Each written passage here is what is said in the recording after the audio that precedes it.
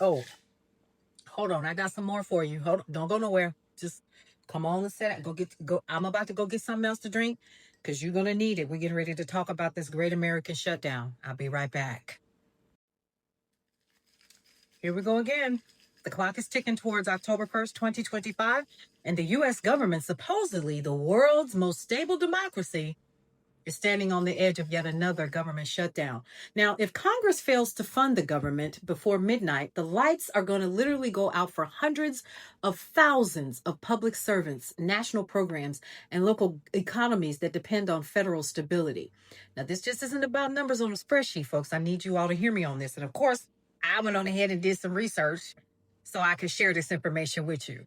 This is about families who are not going to get paid, communities that won't receive the aid that they need, and a government that's becoming dangerously comfortable with self-sabotage. Let's talk about how we got here. So the federal government runs on an annual budget made up of 12 appropriation bills. When Congress can't agree on terms and agree on them, or on a continuing resolution, CR, to buy time, funding literally stops. And that's kind of where we are. So in this case, both chambers have drawn ideological battle lines. Republicans, led by a Trump-aligned Congress, are demanding a clean CR, again, a continuing resolution, a temporary extension without a new spending or social policy riders. Democrats, on the other hand, are actually pushing to include healthcare and social protection measures like safeguarding Affordable Care Act subsidies and placing limits on presidential power to withhold funds. Neither side is backing down. And the House passed its version, the Senate rejected it, and the clock kept ticking. So here's the Trump administration's hard line. They've chosen confrontation over compromise. According to internal OMB memos obtained by multiple news outlets, federal agencies have been ordered to prepare for mass layoffs, not just temporary furloughs. Let that sink in. Layoffs. I need a drink. Let me get your tea.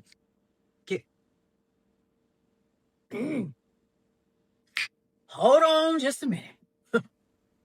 So let's talk about those layoffs. Traditionally, whenever something like this happens with a shutdown, it basically means, hold on, we'll be back when the money comes. This time, the message feels more like, maybe you ain't going to be back at all.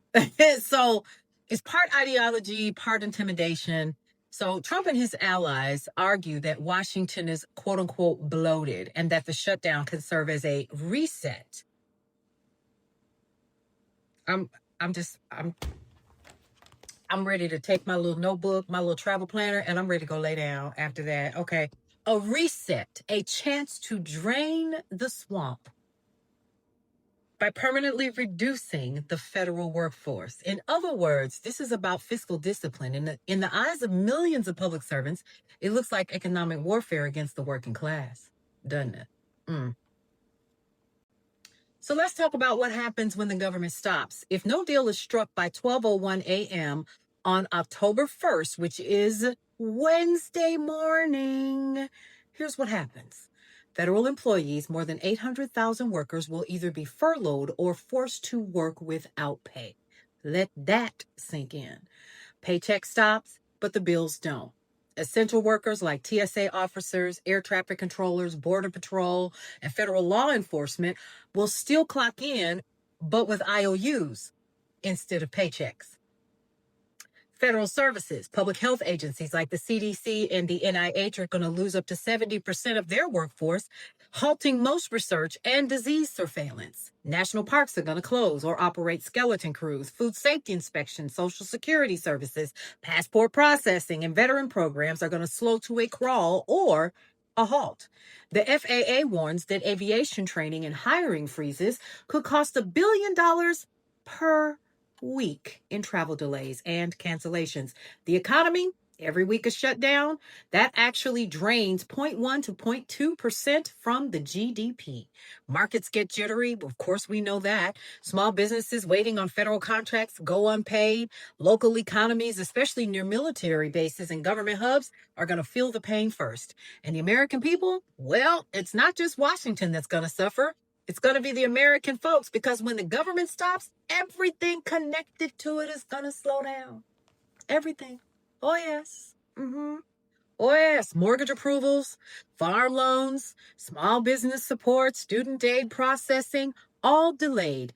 And in an election year climate, every missed paycheck becomes political ammunition. You thought about that? Probably not.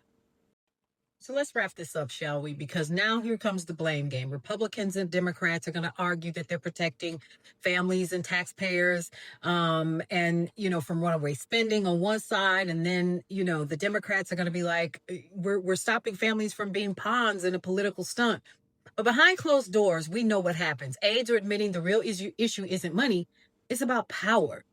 Who gets to define fiscal responsibility? Who controls the national narrative? And how far will either side go to prove the other is unfit to govern? Meanwhile, you and me, the postal worker, the teacher, the small business owner, the air traffic controller, the TSA worker, all of these folks, retired and not, veterans or not, will be caught in the crossfire. So, first things first, in this situation, check your employment status if you're a federal employee. Tighten your budget, especially around times like this. Normally, what ends up happening, it might be a week or so, and then folks go back to work. But we don't know with this particular administration, do we? What's going to happen? So, file early, plan ahead. If you need your passports, licenses, or grants approved, submit before midnight if possible. Seek local help if you need it, okay? Stay informed. And when I say local help, I mean like food pantries, credit unions, state employee relief programs, stuff like that you'll probably end up needing. Hopefully not. Fingers crossed, right? Keep receipts and records for everything. So if you're working without pay, log every hour. Retroactive compensation is federally required once funding resumes. So make sure that if you're a federal employee that you're getting what you need. Now, what we need to do as Americans is to make sure that this doesn't happen again. But how do you do that? Make sure that you're voting with your best interest at heart, with your neighbor's best interest at heart. Even if you all disagree, you're still neighbors, and this still impacts each and every last one of us. Here's what you need to know. When people working for the people become the pawns of the powerful democracy, that's when everybody gets impacted. From their paychecks to their livelihood, $1 at a time. Call your people out that you voted in, no matter if it's left or right. Make sure that you're taking care of your people and your communities. For more news and information, head over to brownstoneworldwide.com, Cityscape Radio, and Brownstone Living magazine. We'll see you around. Welcome to the neighborhood.